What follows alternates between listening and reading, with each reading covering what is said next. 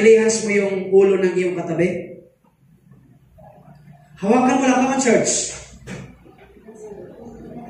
Hawakan mo. At sabihin mo, kapayapaan ng Diyos ay isa sa iyo.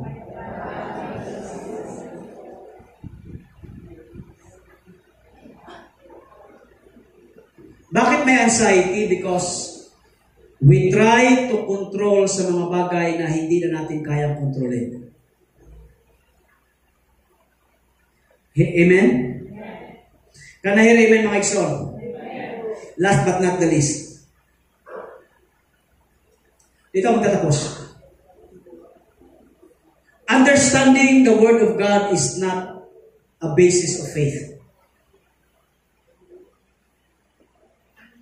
It's about trusting, believing, and doing what the Word of God says. Maraming Kristiyano na naintindihan lang dahil nabasa. Kahit sa Satanas, naintindihan niya ang Word of God. But it's time for us not only understanding the Word of God, but trusting the Word of God. Not only trusting, but believing the Word of God. Not only believing, but also doing the Word of God. Let me tell you one more time. Ayaw ng Diyos na hanggang naintindihan ko naman yan, Pastor. Ayaw ng Panginoon na naintindihan ko lang ang salita ng Diyos.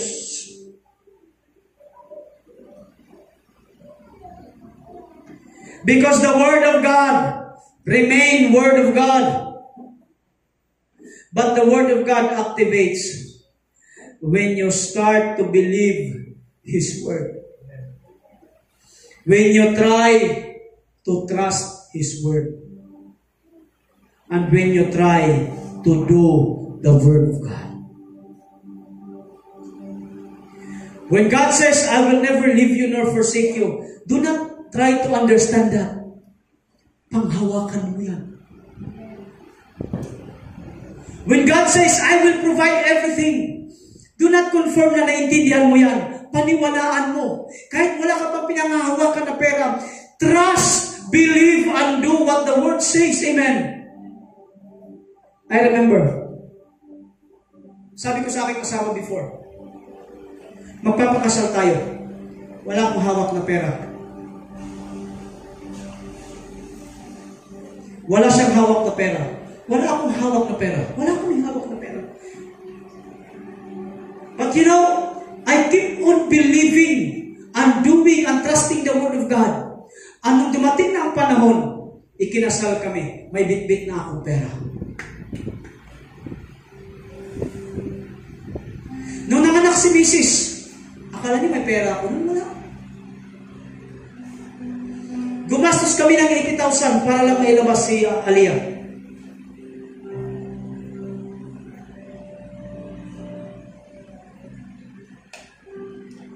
But it's time for us not to understand the Word of God. It's time for us to believe the Word of God.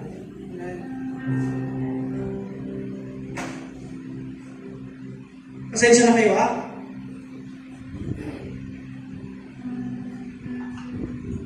Nagiging walang kwenta ang Word of God if you just understand it. It's time for us na panghawakan natin ang salita ng Diyos. Panghawakan natin ang Diyos. Panghawakan natin ang salita ng Panginoon. The Word of God is alive.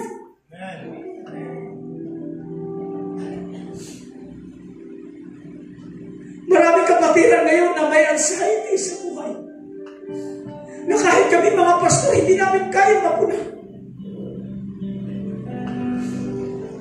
But my duty as a pastor is to tell you not only to understand the Word of God, pero panghawakan mo ang salita ng Diyos.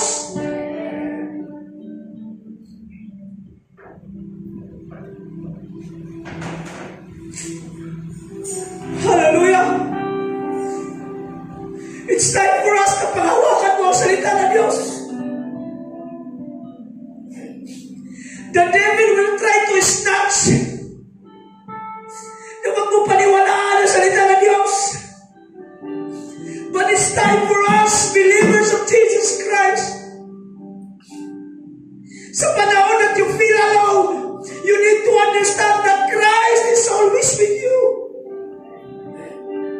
There are times in your breaking point na parang hindi mo na kayang panghawakan. Let me tell you that Jesus says, I am with you. Hallelujah.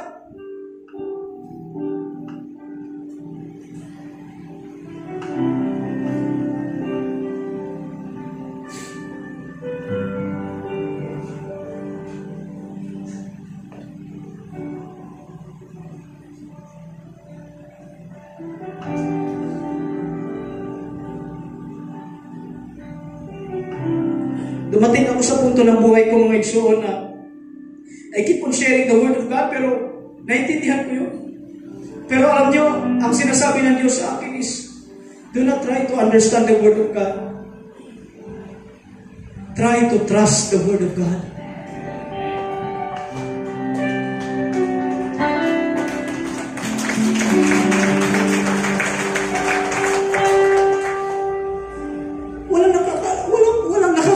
Walang nakakaalam nung ginagawa. Wala. Hindi ka natin alam mamaya kung nandito pa tayo.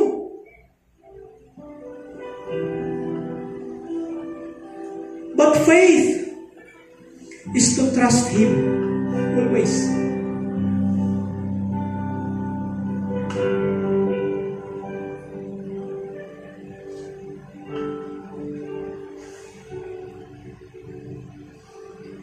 Father, we thank you.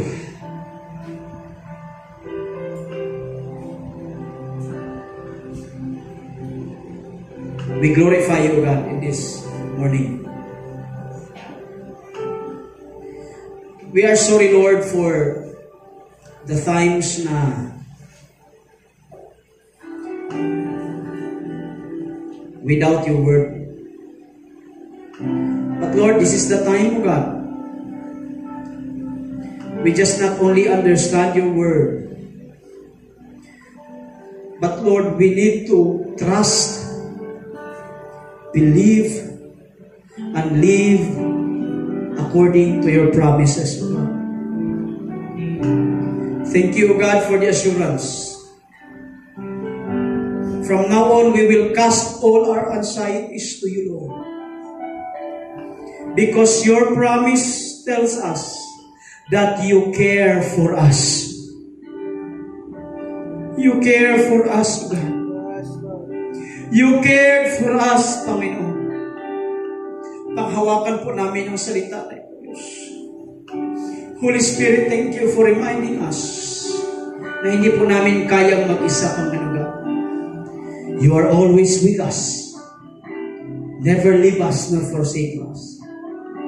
Panginoon, thank you for the assurance. Thank you for the strength. We will face tomorrow, God, because we know that you are with us. Thank you for the word of God. Thank you for your word. We love you, Jesus. We love you, Holy Spirit. This is my prayer. In the name of our Lord Jesus. Amen and amen.